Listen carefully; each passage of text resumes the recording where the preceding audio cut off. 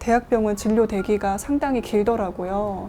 그러니까 빅5 같은 경우는 3, 4년인 곳들도 있고 또 대부분의 상급 종합병원, 종합병원들도 1, 2년 정도 대기가 있다라는. 코로나19 팬데믹이 끝나가고 또 우리 아이가 잘 발달하고 있는지 궁금하신 부모님들 계실 텐데요. 오늘은 또 혹시 내 아이가 자폐는 아닐지, 그리고 자폐 스펙트럼 장애로 의심된다면 무엇부터 해야 될지 고민하시는 부모님들 위해서 소아정신과 전문의 두 분 모시고 이야기 나눠보겠습니다. 네, 안녕하세요. 저는 건양대학교 병원 정신건강의학과에서 근무하고 있는 임효영입니다. 반갑습니다. 네, 안녕하세요. 저는 의료재단 우리아이들병원 마음튼튼센터에서 아이들 만나고 있는 박소영입니다. 최근 자폐 그리고 발달장애 진료를 보러 오는 아이들이 점점 늘고 있다고 하더라고요. 근데 이게 실제로 유병률이 늘어서 그런 건지 아니면 좀 부모님들이 과하게 우려하셔서 그런 건지 어떤가요? 실제로 유병률이 좀 늘고 있나요? 실제 임상에서도 많이 이제 체감을 좀 하고 있습니다. 네, 많이들 오시고 계시고 미국 질병통제예방센터 CDC라고 있는데요. 이제 2년에 한 번씩 자폐 유병률에 대해서 업데이트를 하는데 최근 발표한 거를 보면 44명 중에 1명으로 이제 통계가 나왔거든요. 근데 제가 예전에 전임이 소아를 처음 공부할 때 한 10년 전에는 그때는 69명 중에 1명이었어요. 그리고 그 또 전에 10년 전에는 150명 중에 1명이었는데 지금 매년 늘어나면서 지금 44명 중에 1명. 그러니까 거의 유병률이 한 2%가 오히려 조금 넘는, 그러니까 상당히 이제 어떻게 보면 좀 유병률이 좀 높아진 상황이라고 할 수 있겠습니다. 유병률이 좀 2%까지 늘어났다고 말씀 주셨는데요. 네. 좀 늘어난 원인이 있을까요? 자폐에 대해서 전반적인 인식이 많이 증가됐습니다. 네, 그런 점도 조기에 빨리 이제 병원에 방문하셔서 진단을 받는 것도 있겠고요.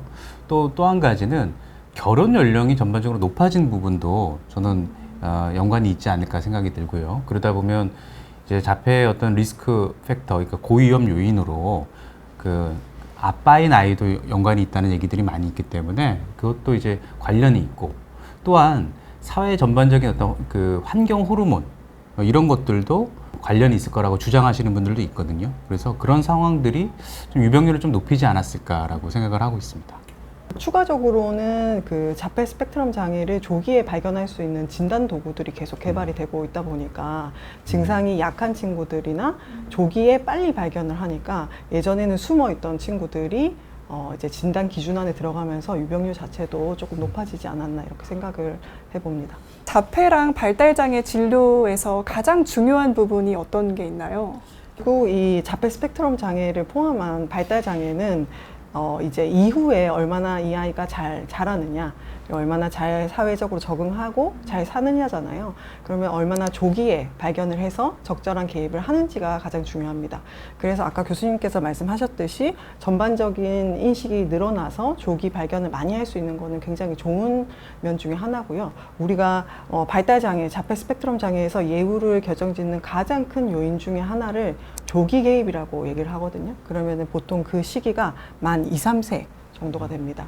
그래서 만 2, 3세부터 아이에게 적절한 치료와 치료적 중재 혹은 개입을 하고 나서 이제 우리가 만 6세까지를 두뇌 성장의 가장 중요한 시기라고 보거든요. 그래서 만 6세까지 얼마나 다양한 자극, 얼마나 다양한 경험을 했는지에 따라서 이 뇌에 기초 공사가 되는 시기라고 합니다. 그래서 그 전에 이 아이의 특징적인 면을 발견을 해서 적절한 개입을 해주는 것이 결국 이후에 이 아이의 삶에 도움이 된다. 이렇게 해서 발달장애 치료의 가장 중요한 핵심이라고 볼 수 있을 것 같습니다. 어떤 전문가를 찾아야 하나요? 소아정신과 의사를 이제 반드시 찾기를 좀 바라고요. 근데 각 지역마다 소아정신과 의사가 충분치 않은 지역도 분명히 있거든요. 그럴 경우에는 정신건강의학과 전문의도 사실은 수련을 받으면서 소아 영역을 같이 배우게 돼 있습니다. 그렇기 때문에 전문의에게라도 좀 찾아가는 것을 저는 권유를 좀 드리고 싶습니다. 그러니까 자폐 스펙트럼 장애라는 것 자체가 사실은 스펙트럼이라는 말이 굉장히 다양하다는 뜻이잖아요. 그렇기 때문에 우리가 자폐 스펙트럼 장애 아이들을 볼 때는 100명의 자폐 스펙트럼 장애 아이를 만나면 100명의 다른 아이를 만난다 이렇게 얘기를 하거든요. 공통된 특징이 굉장히 없기 때문에 사실은 이 분야만 굉장히 열심히 오래도록 보고 이제 전문적으로 보신 트레이닝이 필요한 거죠. 그리고 이게 단순히 뭐 말을 못하거나 이런 것이 아니라 말을 잘 하더라도 사회성의 질적인 저하, 어떤 이제 부모와는 관계를 맺는데 이제 뭐 타인과는 관계를 못 맺는다든지 굉장히 사회성과 정서적인 부분의 질적인 부분을 포함하기 때문에 이제 그런 부분을 감별을 해내려면 이제 정신건강의학과적인 기본적인 지식이 있어야 될 것이고 아동 발달에 있어서도 그 각 발달의 단계마다 그냥 신체 발달이나 어떤 체중 몸무게 이외에 그 아이들의 인지 발달, 정서 발달 이런 것들도 다 단계마다 다르거든요. 그런 것에 대한 기본적인 지식이 있는 사람이 그 다음에 거기서 벗어난 것도 볼 수가 있는 거죠. 그렇기 때문에 저희는 이제 굉장히 고도화된 전문 지식을 가진 소아정신과 전문의를 만나시는 것을 추천을 드립니다. 아이들이 이제 크다 보면 또 이제 정서 문제가 발생을 합니다. 자폐 아이들이 크면서 그러다 보면 정서 조절을 위한 어떤 약물 치료라든가 이런 것들을 좀 필요하게 될 때가 있는데요. 그럴 때면 정신건강의학과 약물을 통해서 아이들의 뭐 예민한 감각이 됐든 예민한 정서를 좀 조절해야 될 부분도 생기고요. 그래서 그 치료하는 영역에 있어서도 아무래도 정신과 의사가 더 많은 이제 도움을 줄 수 있을 거라고 생각합니다. 알겠습니다. 그러니까 아이가 좀 자폐 혹은 발달 장애로 의심이 된다면 우선은 소아정신과 전문의를 찾고 그게 안 되면 정신과 전문의를 찾는 것을 권유한다라고 말씀해 주셨는데요. 소아정신과 전문의라는 게 사실 많은 분들이 좀 생소하실 거예요. 오은영 박사님도 소아정신과 전문의인 걸 사실 몰랐거든요. 소아정신과 의사가 되기 위해서는 4년간의 그 전공의 수련을 받고 나서 전문의가 되고 나서 2년간의 부가 수련을 또 받아야 됩니다.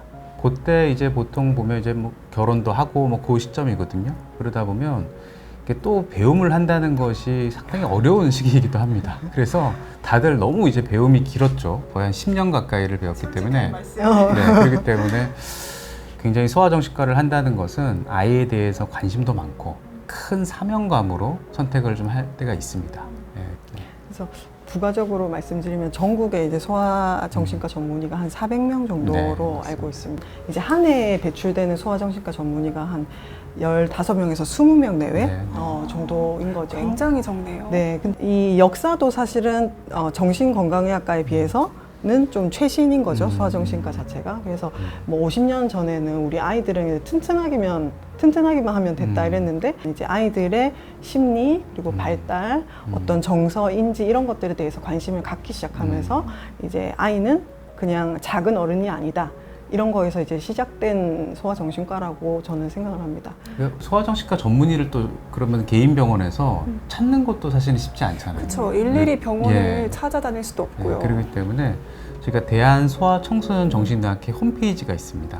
이제 지역별로 이제 의료진을 검색할 수 있는 기능이 있기 때문에 거기서 이제 전문의들을 찾을 수 있을 것 같고요. 그 건강인 사이트에 들어가면 병원 찾기 중에서 영유아 발달 정밀 검사 가능 기관이라고 또 찾아볼 수가 있어요. 그래서 이제 지역 내에 있는 곳부터 먼저 가보시면 좋을 것 같습니다.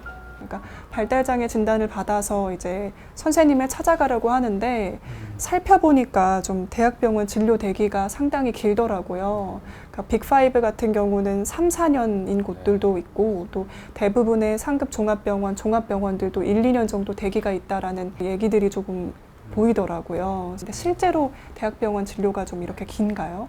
자폐를 처음 이렇게 진단을 받을 때 부모님의 마음이다 보니까 이제 바로 그것을 인정하거나 받아들이기가 좀 어려워하시는 분들이 있어요. 그러다 보면 우리가 조금 더 이제 국내에서 유명한 분들 좀 찾아보고 또 권위자를 찾아보게 되죠. 그러다 보면 이제 아무래도 좀 쏠림 현상들이 좀 생기게 마련인 것 같아요. 저희도 뭐 유명하신 교수님들은 굉장히 많은 이제 대기 시간이 있다는 건 알고 있는데 쏠림 현상으로 인해서 많이 이렇게 진료가 이렇게 즉각적으로 받지 못하는 부분이 생기는 것 같고요. 그리고 최근에 이제 오은영 선생님 분도 있지만 소아정신과에 대한 어떤 니즈가 많으세요. 최근 2년 이상의 코비드 시기가 소아청소년들의 어떤 정신건강이 상당히 좀 어려운 시기였기 때문에 그 시기 동안 누적됐던 어떤 그런 영향들이 소아정신과 의사를 이제 찾는 이제 그런 니드가 많아진 것 같아요. 근데 소아정신과 의사들이 꼭 자폐만 보는 건 아니거든요. 전체적인 숫자가 분명히 이제 늘어났다. 그러다 보니까 자폐를 진단받으려고 하는 분들도 그 그에 따라서 같이 이제 대기 시간이 상당히 길어졌다라고도 볼 수 있겠습니다. 박 선생님도 그렇게 대기가 좀 긴가요?